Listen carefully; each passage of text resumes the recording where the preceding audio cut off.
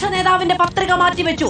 LDF സ്ഥാനാർത്ഥിയുടെ പരാതിയിലാണ് നടപടി. സ്വത്ത് വിവരം മറച്ചുവെച്ചു എന്നാണ് പരാതി. അർജുൻ മട്ടന്നൂർ ചേരുകയാണ് കൂടുതൽ വിവരങ്ങളുമായി.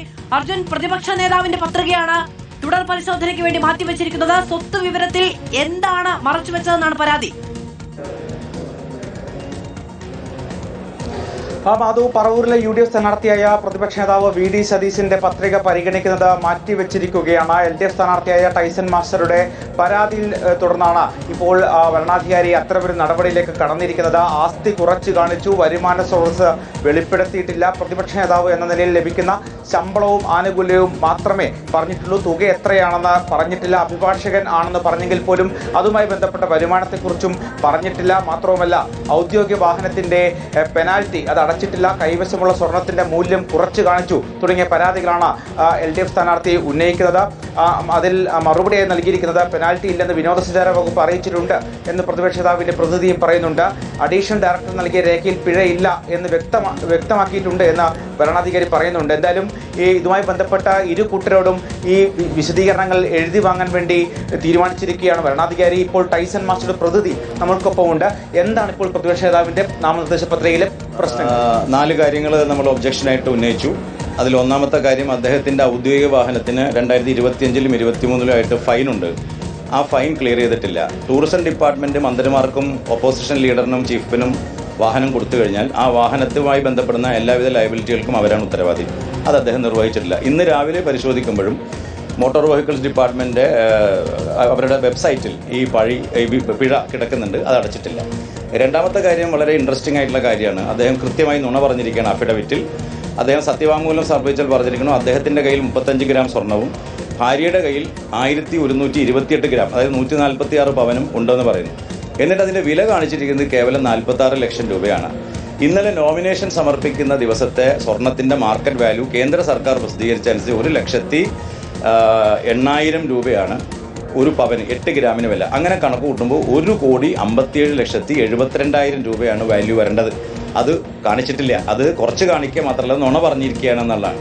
മൂന്നാമത്തെ കാര്യം, അദ്ദേഹത്തിൻ്റെ പ്രൊഫഷൻ അഭിഭാഷകനാണെന്ന് പറഞ്ഞിട്ടുണ്ട്. പക്ഷെ അതിൽ വരുമാനം എത്രയാണെന്ന് പറഞ്ഞിട്ടില്ല. ഇനി പ്രാക്ടീസ് ചെയ്യുന്നില്ലെങ്കിൽ അത് പറയണമല്ലോ. ഞാൻ പ്രാക്ടീസ് ചെയ്യുന്നില്ല, എനിക്ക് വരുമാനമില്ല, അത് പറഞ്ഞിട്ടില്ല.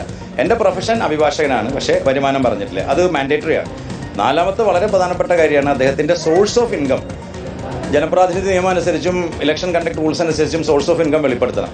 സോഴ്സ് ഓഫ് ഇൻകം അദ്ദേഹം പറഞ്ഞിരിക്കുന്നത് പ്രതിപക്ഷ നേതാവ് എന്നുള്ള നിലയ്ക്കുള്ള ശമ്പളവും അലവൻസുകളുമാണ്. പക്ഷേ എത്രയാണ് ശമ്പളമെന്നും എത്രയാണ് അലവൻസുകളെന്നും പൂരിപ്പിച്ചിട്ടില്ല. അപ്പോൾ ഇത് 4 മാൻഡേറ്ററി ആയിട്ടുള്ള കാര്യമാണ്. അദ്ദേഹം റൂൾ 4A പ്രകാരം കൂടുതൽ അഫിഡവിറ്റ് സ്വീകരിക്കത്തക്കതല്ല, കാരണം തെറ്റായ വിവരങ്ങളാണ്. രണ്ടാമത്, അദ്ദേഹത്തിൻ്റെ സോഴ്സ് ഓഫ് ഇൻകം വെളിപ്പെടുത്തിയിട്ടില്ല. മൂന്നാമത്തെ കാര്യം, ഫോൾസ് അഫിഡവിറ്റ് അദ്ദേഹം ഫയൽ ചെയ്തിരിക്കുകയാണ്. നാലാമത്തെ കാര്യം, സർക്കാരിന് ലയബിലിറ്റി ഉണ്ട് ഇദ്ദേഹത്തിന് മേൽ. അപ്പോൾ നോമിനേഷൻ സ്വീകരിക്കാനേ പറ്റില്ല. ഈ വിവരം പഴയ പിഴയുണ്ടെന്നുള്ളത് പ്രിൻ്റ് ഔട്ട് അടക്കം എടുത്തു കൊടുത്തിട്ടും റിട്ടേണിംഗ് ഓഫീസർ ഇതുവരെ അതിൽ തീരുമാനമെടുത്തു. അദ്ദേഹം പ്രതിവാദങ്ങളുണ്ടായി. പ്രതിവാദങ്ങൾ വളരെ ഇൻട്രസ്റ്റിംഗ് ആയിരുന്നു. അദ്ദേഹത്തെ പ്രതിനിധി പറഞ്ഞത് ഇൻകം ടാക്സിൽ എക്സംപ്റ്റഡ് ആണ് വരുമാനം, അതുകൊണ്ട് കാണിക്കേണ്ടതെന്നാണ്. അത് ഇലക്ഷൻ റൂൾസിൽ അത് പറയുന്നില്ല. വരുമാനം കാണിക്കണം, എക്സെപ്റ്റ് ചെയ്തോട്ടെ, പക്ഷെ അത് പറഞ്ഞിട്ടില്ല. 2, സ്വർണത്തിൻ്റെ വാല്യൂ അക്കൗണ്ടിംഗ് പോളിസി അനുസരിച്ചാണ് ചെയ്തിട്ടുള്ളത്. അക്കൗണ്ടിംഗ് പോളിസി അനുസരിച്ചല്ല റെപ്രസെൻറ്റേഷൻ ഓഫ് പീപ്പിൾസ് ആക്ടിലെ വാല്യൂ കാണിക്കേണ്ടത്, യഥാർത്ഥത്തിലുള്ള വാല്യൂ ആണ്.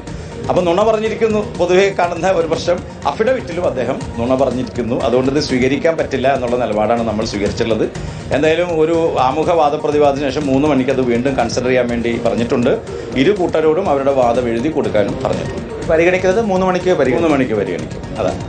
അതാണ് മാധു. പ്രധാനമായും 4 കാരണങ്ങളാണ് ടൈസൺ മാസ്റ്ററുടെ പ്രതിനിധി ചൂണ്ടിക്കാണിക്കുന്നത്. ഇതിൽ അഫിഡവിറ്റിൽ കാണിച്ചിരിക്കുന്ന പല കാര്യങ്ങളും തെറ്റാണ്, അത് ശരിയല്ല എന്ന വാദമാണ് ഇവർ ഉന്നയിക്കുന്നത്. അതിൽ ഏറ്റവും പ്രധാനം ആസ്തി കുറച്ച് കാണിച്ചു എന്നുള്ളത് തന്നെയാണ്. വരുമാന സ്രോതസ് വെളിപ്പെടുത്തിയിട്ടില്ല. പ്രതിപക്ഷ നേതാവ് എന്ന നിലയിൽ ലഭിക്കുന്ന ശമ്പളവും ആനുകൂല്യവും മാത്രമേ രേഖപ്പെടുത്തിയിട്ടുള്ളൂ. തുക എത്രയാണ് എന്ന് പോലും പറഞ്ഞിട്ടില്ല. അഭിഭാഷകനാണെന്ന് പറഞ്ഞെങ്കിൽ പോലും ആ വരുമാനത്തെക്കുറിച്ച് കൃത്യമായ വിശദീകരണവും ഇല്ല എന്നും പറയുന്നുണ്ട്. മാത്രവുമല്ല, ഇപ്പോഴാണ് കോൺഗ്രസിന്റെ പരാതി, രാജീവ് ചന്ദ്രശേഖരനെതിരായ സ്വത്ത് വിവരം മറച്ചുവെച്ചുവെന്ന പരാതി വലിയ തോതിൽ കോൺഗ്രസ് ദേശീയ തലത്തിൽ തന്നെ ഉയർത്തുന്ന സാഹചര്യമുണ്ട്. പക്ഷേ VD സതീശുമായി ബന്ധപ്പെട്ട് നോക്കുകയാണെങ്കിൽ ആ തരത്തിലൊരു താരതമ്യമൊന്നും നടക്കുന്നതല്ല. അതിൽ സാങ്കേതികമായ ചില കാര്യങ്ങളുണ്ട്, സ്വർണത്തിന്റെ വിലയുമായി ബന്ധപ്പെട്ട വ്യത്യാസങ്ങളുണ്ട്. ആ നിലയ്ക്കാണ്. പക്ഷെ അപ്പോഴും ഒരു പരാതി വരുന്നു എന്നുള്ളതാണ്.